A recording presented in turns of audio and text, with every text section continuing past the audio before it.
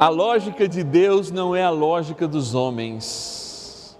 A vontade de Deus poucas vezes se confunde com a vontade humana, senão não estaríamos na situação que nós estamos. Desde lá do paraíso, a mitologia bíblica nos coloca diante de Adão e Eva, gente que quis sobrepor a sabedoria de Deus, vencendo a si mesmo, não venceram a tentação. Venceram o Criador e pecaram. Diante de nós, o Senhor preparou a sua vinda durante milhares de anos, namorando silenciosa e honrosamente o seu povo, para que em Jesus ele pudesse se revelar totalmente, como aquele que veio ser sinal de religação com o céu. E assim, pela cruz de Cristo e pelos méritos da cruz, Deus fez com que morrêssemos para nós mesmos, para ressuscitarmos com Ele para a eternidade. Até o dia, enfim, que até o nosso corpo ressuscitará e se encontrará no céu. A força do ânimo que nos faz conhecer a palavra de Deus e, portanto, conhecendo e vivendo a palavra, tornar-se templos da Trindade, é justamente a condição de reconhecer que a sabedoria humana não nos leva ao céu. Ela é, aliás, como São Paulo diz, um absurdo para Deus, uma insensatez. É isso que nós fizemos.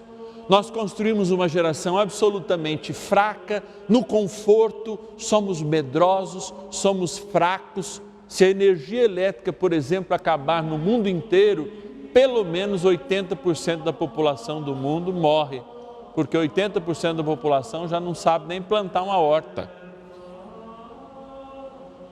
Esta dependência da nossa sabedoria para Deus é insensatez, porque a força do nosso caráter muitas vezes se baseia naquilo que a gente acha que é certo, e daí a humildade é necessária, como a de Pedro, que representa uma voz da igreja que deve sempre humildemente se colocar diante do Senhor para dizer: Senhor, o que queres que nós façamos? Em atenção à sua palavra, nós vamos fazer o que para a sabedoria humana pode ser o impossível.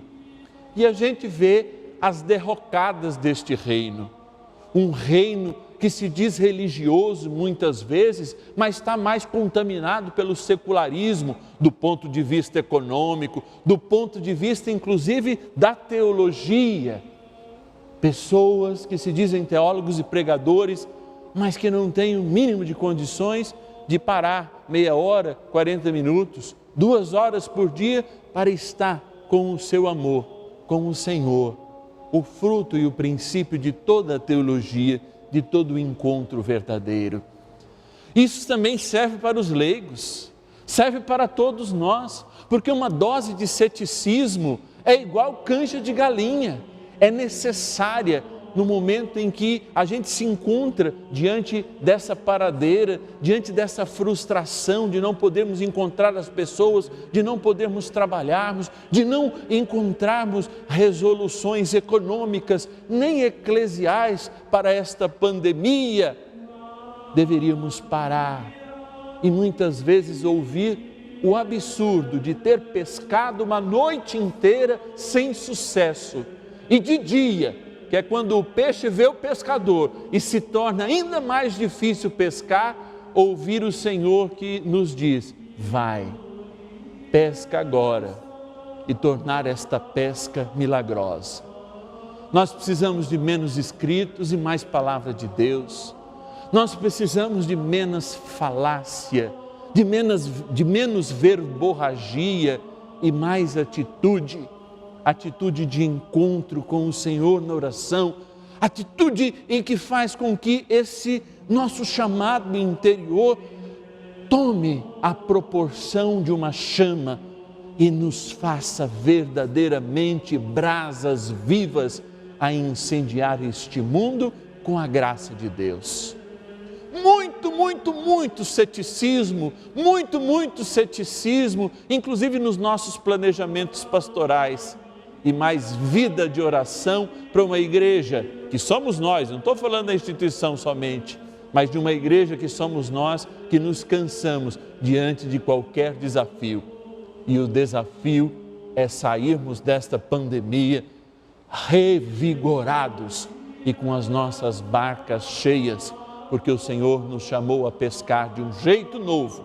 O Senhor nos chamou a sermos homens e mulheres novos diante dEle, para enfim, não apenas colhermos as glórias dos santos, mas na terra a fartura das almas que são recolhidas para o céu, nesta grande barca que é a Igreja do Senhor. Quem tem ouvidos, ouça. E quem crer na Trindade Santa e se fazer morada, se anime, pois o desafio que nós temos nos impõe, mas também nos é graça de Deus para um novo tempo, para uma nova realidade, a começar em mim, a começar em nós e a incendiar o mundo com a presença de Deus. Louvado seja o Deus que não nos deixa sós e que, se ouvirmos a Ele e obedecermos, iremos, mesmo de dia, fazer uma pesca milagrosa entre os homens. Ah, e como esse sol é necessário neste tempo de tanta escuridão.